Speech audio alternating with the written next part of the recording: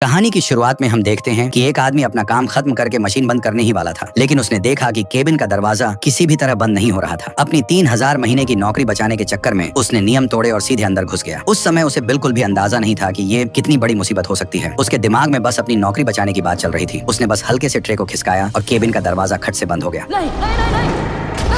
अगले ही पल मशीन को पता चल गया कि दरवाजा बंद है और वो अपने आप चालू हो गई। बाहर खड़े मजदूरों ने आवाज सुनी तो उसे बचाने के लिए दरवाजा खोलने दौड़े, लेकिन वहाँ पहुंचे सुपरवाइजर ने उन्हें रोक दिया क्योंकि यह मशीन बहुत महंगी थी और वे सब मिलकर भी इसका हर्जाना नहीं भर सकते थे। इसलिए मैक्स को तब तक ये सब सहना पड़ा जब तक मशीन पूरी तरह बंद नहीं हो गई, जिसके बाद एक रोबोट ने उसे खींचकर सुरक्षित जगह पर पहुंचाया। हालांकि उसकी जान तो बच गई, लेकिन रेडिएशन की वजह से उसकी हालत बहुत खराब हो गई थी। उसके शरीर के अंग तेजी से काम करना बंद कर रहे थे और अब उसके पास जिंदा रहने के लिए सिर्फ 5 दिन का ही समय बचा था। जब उनके बड़े बॉस को इस बात का पता चला तो उसने मैक्स को कोई मुआवजा देने के बजाय अपने गुंडों को उसे तुरंत बाहर फेंकने का ऑर्डर दे दिया ताकि उसकी नई खरीदी गई चादरें गंदी न हो। मैं इस बेड को खराब नहीं करना चाहता, इसे तुरंत बाहर निकालो। उसने सुपरवाइजर से मैक्स को 5 दिन की दर्द की दवा देने को कहा। दवा उसके मुंह पर फेंकी और उसे तुरंत वहाँ से दफा हो जाने को कहा। मैक्स ने अपने बॉस की ये बेरुखी देखी। उसे लगा कि भगवान उसके साथ बहुत नाइंसाफी कर रहे हैं। सुबह तो वो एकदम खुशी खुशी काम पर गया था और अब काम से लौटते वक्त उसकी मौत उसके सामने खड़ी थी। अब अगर वो जिंदा रहना चाहता था तो उसे एलिजियम जाना ही था ताकि वहाँ की एडवांस मेडिकल केबिन में अपना इलाज करा सके, क्योंकि 21वीं सदी के अंत में बहुत ज्यादा प्रदूषण और बढ़ती आबादी की वजह से हमारी धरती पूरी तरह से एक खंडहर बन चुकी थी और अब यहाँ इंसानों का रहना मुश्किल हो गया था। इसलिए पृथ्वी के जो अमीर लोग थे उन्होंने अपनी जिंदगी मजे से जीने के लिए धरती से 20,000 किलोमीटर दूर अंतरिक्ष में एलिजियम नाम का एक गोल स्पेस स्टेशन बना लिया था। वहाँ न सिर्फ नजारे सुंदर थे और हवा एकदम साफ थी, बल्कि इंसान वहाँ कभी बीमार भी नहीं पड़ते थे, क्योंकि वहाँ हर घर में एक हाईटेक मेडिकल मशीन थी। चाहे आपकी कमर में दर्द हो, पैरों में दर्द हो या फिर कोई बड़ी से बड़ी लाइलाज बीमारी हो, बस कुछ मिनटों के लिए उस मशीन के अंदर लेट जाओ और आप एकदम चकाचक ठीक हो जाओगे। धरती के सभी लोग एलिजियम में रहने का सपना देखते थे, लेकिन उसका टिकट इतना महंगा था कि हर कोई उसे खरीद नहीं सकता था। जिन गरीब लोगों को कोई लाइलाज बीमारी हो जाती थी वो अपनी जान बचाने के लिए सिर्फ स्मगलिंग के जरिए छुपकर इस स्पेस स्टेशन में घुसने का रिस्क ही उठा सकते थे। इस तस्करी वाले गैंग का जो लीडर था उसका नाम मोरा था। वो न सिर्फ गरीबों की नकली आईडी बनाकर उन्हें स्पेस स्टेशन का नागरिक बना सकता था, बल्कि उन्हें अपने स्पेसशिप से वहाँ भेज भी सकता था। बस इसमें एक ही दिक्कत थी कि उसका टिकट बहुत ज्यादा महंगा था, जिसे शायद ही कोई खरीद पाता। लेकिन मैक्स के जिंदा बचने की अब बस यही एक आखिरी उम्मीद थी। उसी रात वो अपने एक दोस्त के साथ मोरा से मिलने गया, लेकिन उन दोनों की पूरी जिंदगी की कमाई मिलाकर भी एक टिकट नहीं खरीदा जा सकता था। इसीलिए उसने मोरा से पूछा कि क्या वो अभी उधार ले सकता है और वापस आने के बाद पैसे कमाकर उसका कर्जा चुका देगा। ये सुनकर मोरा की हंसी छूट गई। उसने सीधा दोनों को वहाँ से भाग जाने को कहा और बोला कि उसने आज तक इतना बेशरम इंसान कहीं नहीं देखा। लेकिन जब उसे ये पता चला कि मैक्स के पास जिंदा रहने के लिए सिर्फ 5 दिन बचे हैं तो उसका रवैया एकदम से बदल गया। उसने न सिर्फ मैक्स को एकदम फ्री में एक टिकट दे दिया, बल्कि उसके खाने पीने और रहने का इंतजाम भी कर दिया। लेकिन उसकी एक शर्त थी, मैक्स को उसका एक काम करना था और वो काम था धरती पर किसी काम से आए एलिजियम के एक अमीर आदमी को किडनैप करना। फिर उस आदमी के दिमाग में जो बैंक अकाउंट का डेटा है उसे निकाल कर मैक्स के दिमाग में कॉपी करना और वापस लाना। मैक्स ये सुनकर एकदम सन्न रह गया। वो सोचने लगा कि क्या वो अपनी इस मरने वाली हालत में किसी को किडनैप कर सकता है। मोरा ने कुछ नहीं कहा, बस मुड़कर एक तरफ से रोबोटिक सूट का एक सेट निकाल दिया। इस सूट को पहनते ही मैक्स किसी रोबोट जितना ताकतवर बन सकता था। जैक को यह काम बहुत खतरनाक लगा, इसलिए उसने मैक्स को यह सब करने से मना करने की कोशिश की। लेकिन मैक्स अपनी जान बचाने के इस इकलौते मौके को हाथ से जाने नहीं देना चाहता था। उसने एक पल के लिए सोचा और तुरंत मोरा की बात मान ली, लेकिन उसकी भी अपनी एक शर्त थी, वो ये कि किडनैप उसके अपने बॉस को किया जाएगा। मोरा तुरंत मान गया क्योंकि उसे तो बस पैसे वाले आदमी से मतलब था, चाहे वो कोई भी हो। इसके बाद उन्होंने मैक्स को ऑपरेशन वाले कमरे में भेज दिया। वहाँ उन्होंने सूट को मैक्स की हड्डियों के साथ नट बोल्ट से कस दिया, किनारों को मशीन से घिसकर एकदम चिकना कर दिया और फिर उसे चालू करने वाला प्रोग्राम सेट कर दिया। अपने शरीर के साथ जुड़े इस रोबोटिक सूट को देखकर मैक्स को लगा जैसे उसके अंदर कभी न खत्म होने वाली ताकत आ गई है। लेकिन मैक्स के सामने तो जानलेवा रेडिएशन की दिक्कत थी और सिर्फ एलिजियम जाकर ही उसके बचने की एक उम्मीद थी, इसीलिए उसे अपनी जान दांव पर लगानी ही थी। इसके बाद वे लोग बिना रुके अपनी गाड़ी से निकल पड़े। इस बीच बॉस अभी अपने स्पेस कैप्सूल में बैठा ही था और एलिजियम वापस लौटने की तैयारी कर रहा था। लेकिन जैसे ही उसका स्पेसशिप उड़ने वाला था, मैक्स सीधा अपना हथियार लेकर आगे आया और थक से उसे एक गोली मार दी। गोली सीधे स्पेसशिप पर जा लगी। कुछ ही देर में उसके इंजन में खराबी आ गई और वो थोड़ी देर हवा में उड़ने के बाद सीधा जमीन पर क्रैश हो गया। मैक्स अपनी टीम के साथ तुरंत वहाँ पहुँच गया और अपनी बंदूकें तान कर लड़ने के लिए एकदम तैयार हो गया। दूसरी तरफ बॉस ने भी उन लोगों को देख लिया था, इसीलिए उसने रोबोट को उन सबको जान से मारने का ऑर्डर दे दिया। रोबोट ने दरवाजा खोला और बाहर आया और सन्न से सामने की तरफ एक बम फेंक दिया। उस बम ने एक ही झटके में कई लोगों को हवा में उड़ा दिया। उसने अपनी जगह ली और उन सब पर ताबड़तोड़ गोलियों की बारिश शुरू कर दी। मैक्स ने तुरंत अपना हथियार उठाया, रोबोट पर सीधा निशाना लगाया और लगातार कई स्पेशल गोलियां दाग दी। गोलियों में तुरंत जोरदार धमाका हुआ जिससे रोबोट के एकदम चिथड़े उड़ गए। एक रोबोट को पूरी तरह से खत्म करने के बाद सबने सीधे अपने हथियार उठाए और केबिन का दरवाजा तोड़ दिया। अपने ही वर्कर मैक्स को वहाँ खड़ा देखकर बॉस का चेहरा सवालों से भर गया। वो सोचने लगा कि क्या ये आदमी मरने वाला नहीं था, अब भी इसके अंदर हमला करने की इतनी ताकत कैसे बची है। पर जल्दी ही वो नॉर्मल हो गया क्योंकि उसे पता था कि वो अभी नहीं मरेगा। तभी एक और रोबोट पल भर में बाहर आ गया और उसी वक्त टीम का एक आदमी अचानक पागलों की तरह सामने की तरफ गोलियां चलाने लगा, जिसका नतीजा ये हुआ कि बॉस मारा गया। रोबोट को अपने दोस्त की तरफ दौड़ते हुए देखकर मैक्स तुरंत आगे बढ़ा और जोर से अपना लोहे का सिर मारकर रोबोट को दूर उछाल दिया। सामने वाले ने मैक्स को खींचकर गाड़ी पर दे मारा तो मैक्स ने भी तुरंत उसे एक जोरदार किक जड़ दी। फिर रोबोट ने मैक्स को पकड़कर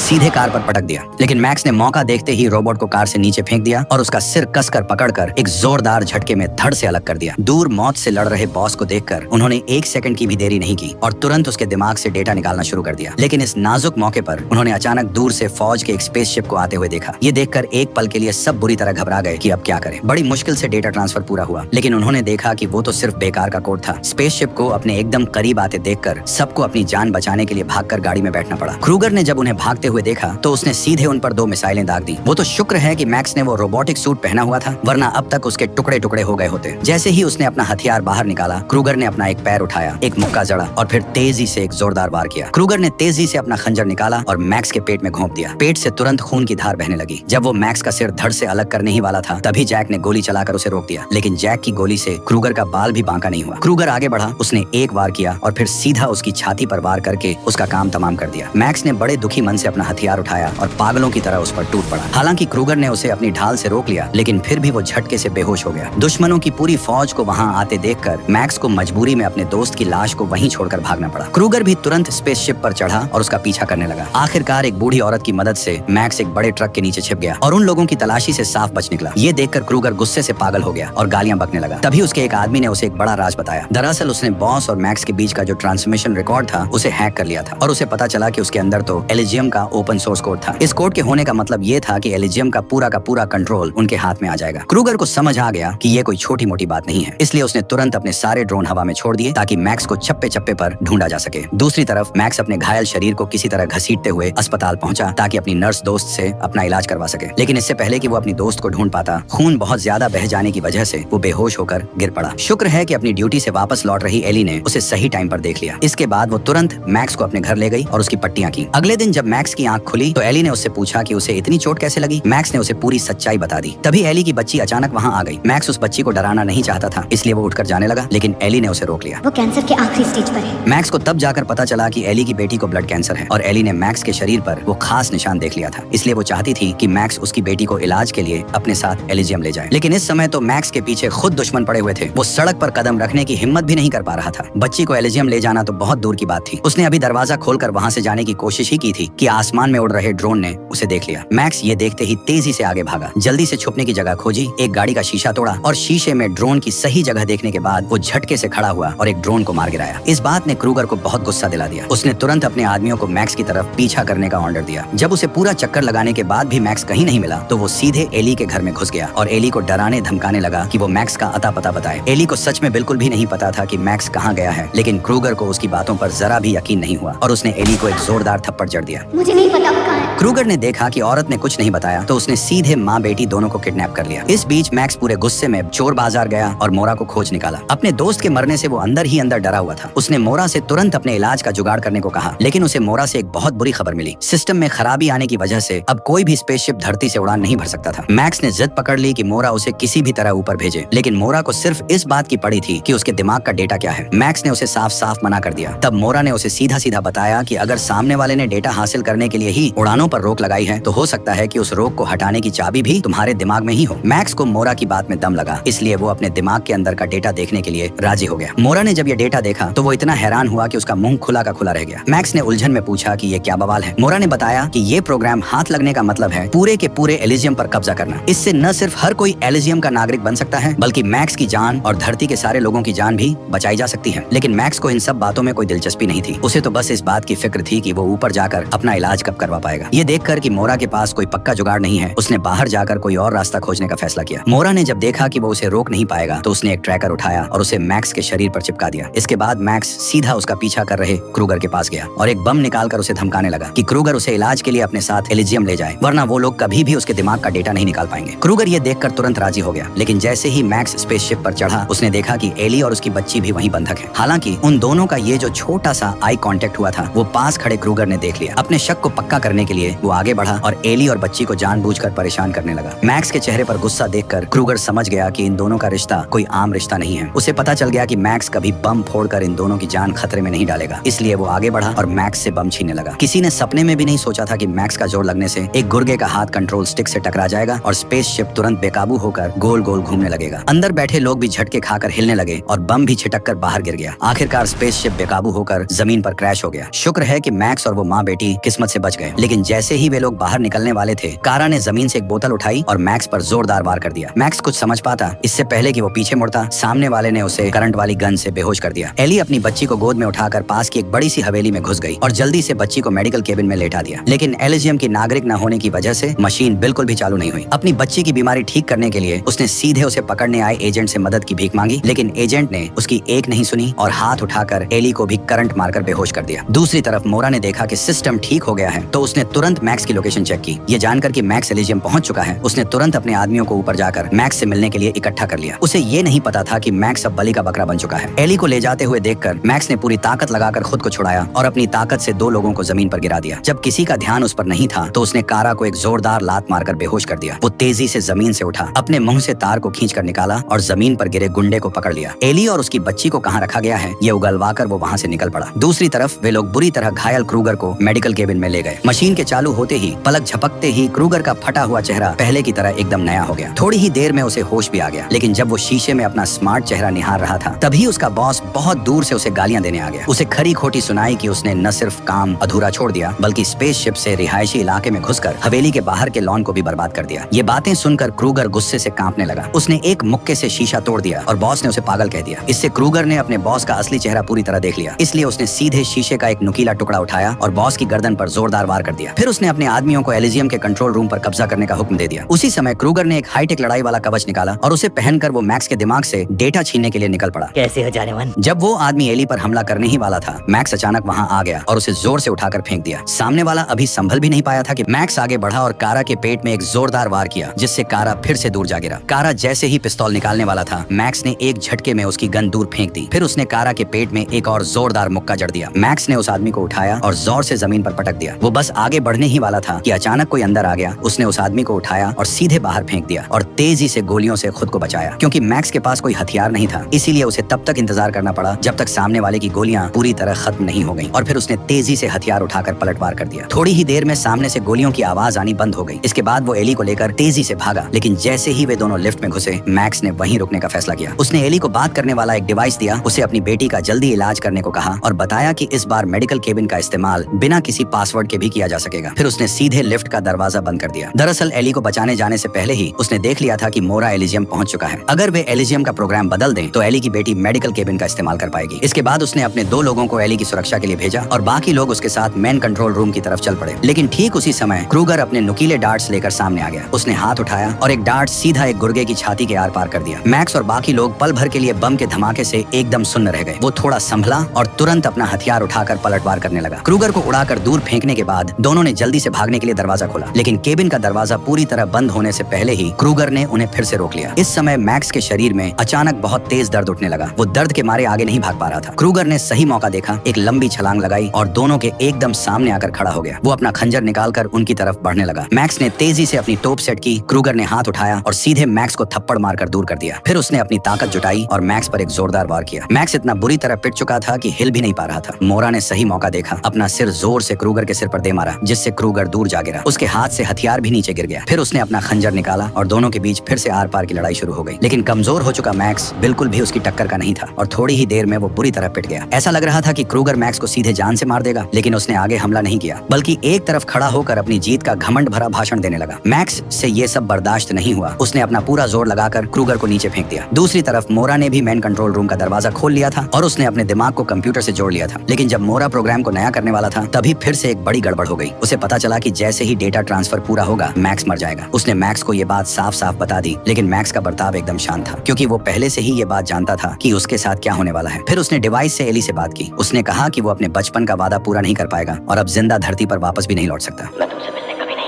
ये कहते ही उसने कंफर्म बटन दबा दिया। जैसे ही नया प्रोग्राम चलने लगा, पूरा का पूरा एलिजियम भी रिस्टार्ट हो गया। सिस्टम रीसेट खत्म होने के बाद एलिजियम पूरी तरह से बदल गया। अब पृथ्वी के सभी लोग एलिजियम के पक्के नागरिक बन गए थे और एली की बेटी का भी इलाज हो गया था। नागरिक की पहचान मिलने से मोरा को भी रोबोट्स की सुरक्षा मिल गई। अब तो वहाँ का राष्ट्रपति भी उसका कुछ नहीं बिगाड़ सकता था। जल्द ही सिस्टम को पता चल गया कि पृथ्वी पर कई लोगों को मेडिकल मदद की सख्त जरूरत है, इसलिए उन्होंने तुरंत दर्जनों स्पेसशिप की व्यवस्था की ताकि लोगों को इलाज के लिए एलिजियम लाया जा सके। इस तरह एलिजियम की पूरी कहानी यहीं खत्म होती है। इसे बनाने में बहुत मेहनत लगी है, तो प्लीज वीडियो को लाइक कर दो और चैनल को सब्सक्राइब कर दो।